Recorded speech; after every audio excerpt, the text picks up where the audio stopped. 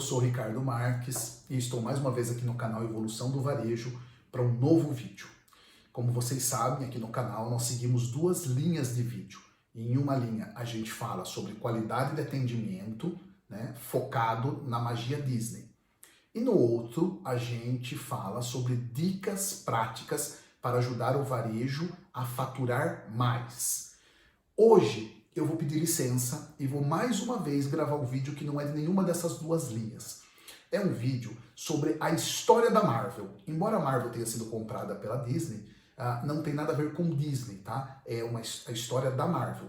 Um resumo rápido sobre a história da Marvel, para vocês, empresários, verem que hoje a gente olha a Marvel faturando bilhões de dólares e não imagina que eles passaram e passam por os mesmos problemas que a gente. Por isso que eu digo que é possível sim olhar para os gigantes e não copiar, mas adaptar e implantar algumas das ações que eles fazem, tá bom?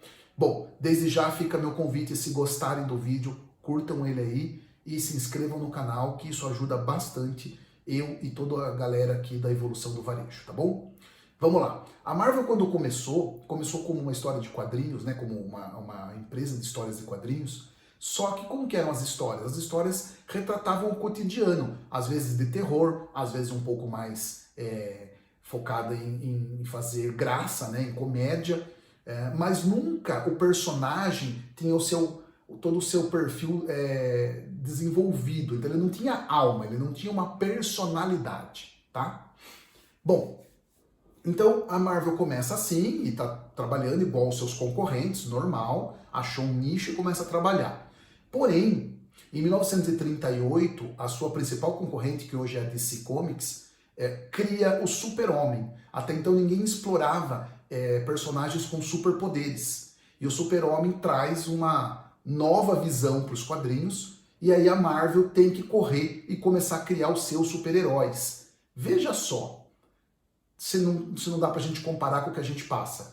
Estávamos trabalhando num segmento igual nossos concorrentes, e de repente o concorrente cria algo além, vai para algo novo e estabelece um novo patamar e ganha clientela. O que eu tenho que fazer? Correr atrás.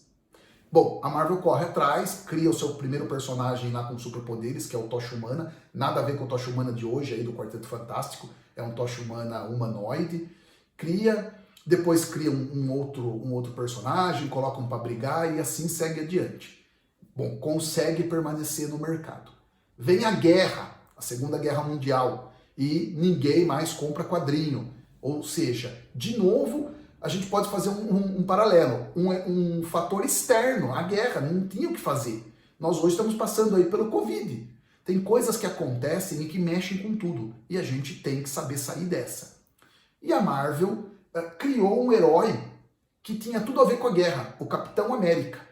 E o maior público que consumia as revistas do Capitão América eram os próprios soldados, né? Para eles era muito legal. Tanto que na capa número 1, que parece o Capitão América, ele está socando a cara do Hitler. E naquela época isso foi bastante chocante. Um personagem de ficção científica vestido com as cores da bandeira americana, socando a cara de um líder de Estado que era o Hitler. Lembrando que nessa época os Estados Unidos ainda não tinha se decidido sobre sua posição na Segunda Guerra Mundial, que muitos dizem que foi após o ataque a Pearl Harbor que eles tomaram a decisão de entrar de cabeça aí na guerra.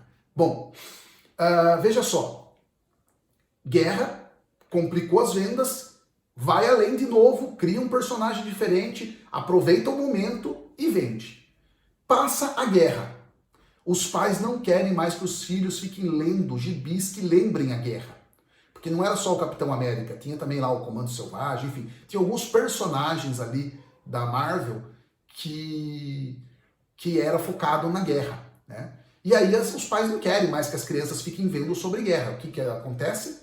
As vendas caem de novo. E aí, mais uma vez, a Marvel tem que se reinventar e começa a procurar novos personagens. Para ajudar, uma pessoa muito influente resolve dizer que os quadrinhos são responsáveis por levar a juventude à delinquência. Então os quadrinhos começam a sofrer com isso, como aconteceu mais recentemente e acontece ainda com a indústria de videogame. E aí a Marvel teve que novamente se reinventar, começar a maneirar nos quadrinhos, porque os quadrinhos tinham que ter um selo de aprovação do governo, né?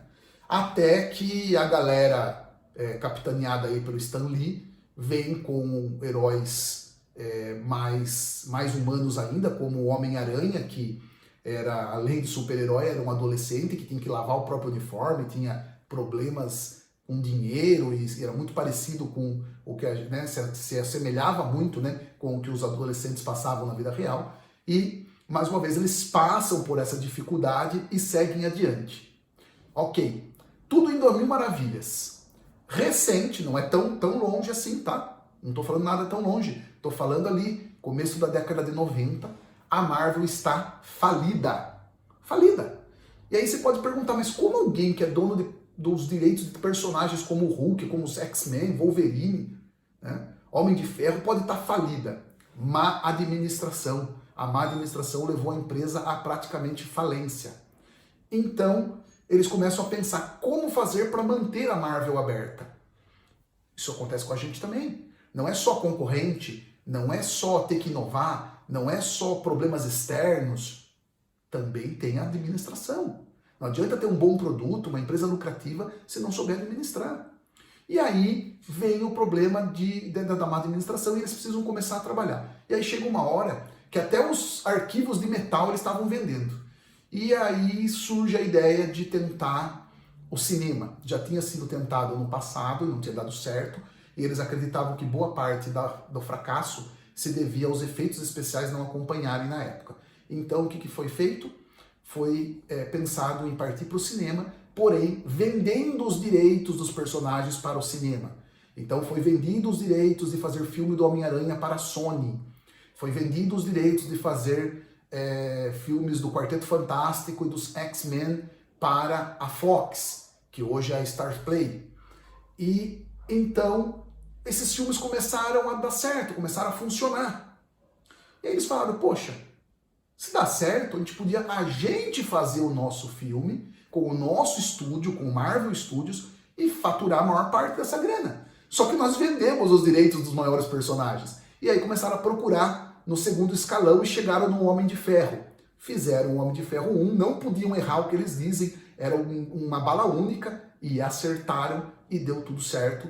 E aí então começou-se o universo Marvel no cinema, né, que aí todo mundo sabe do sucesso, e a Marvel consegue se recuperar. Mas veja só, chegou quase à falência, e aí fez o quê?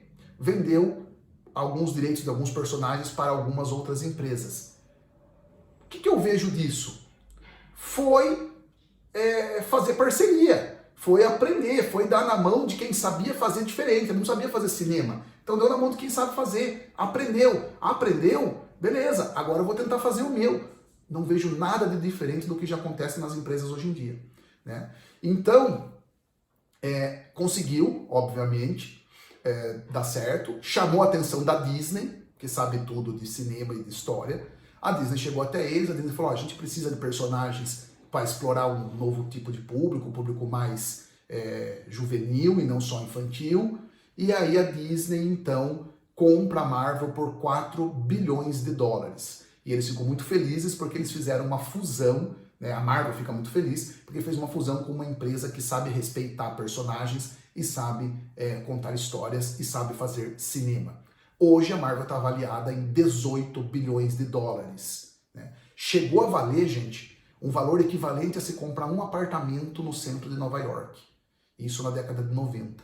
E aí hoje 18 bilhões de dólares. Então tudo que eu olho para essa história da Marvel, eu vejo muito parecido com o que muitos empresários passam.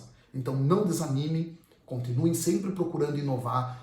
Não achem que a concorrência é ruim, não é. Ela nos ajuda a subir se a gente souber olhar para ela, ajuda a evoluir. E mais, não tenham medo de olhar para o que os grandes fazem. Dá para tirar boas ideias dali. Se quiserem saber mais sobre a história da Marvel, vocês podem olhar no canal de streaming do Disney Plus, tem um documentário chamado Marvel, do Underground ao Pop. Dá uma olhada lá, ele conta a história de 75 anos da Marvel em menos de 1 hora de documentário. Vale bem a pena e dá para a gente ir fazendo esses paralelos que dificuldades podem surgir para todos, tá ok? Muito obrigado, espero que tenham gostado, até o próximo.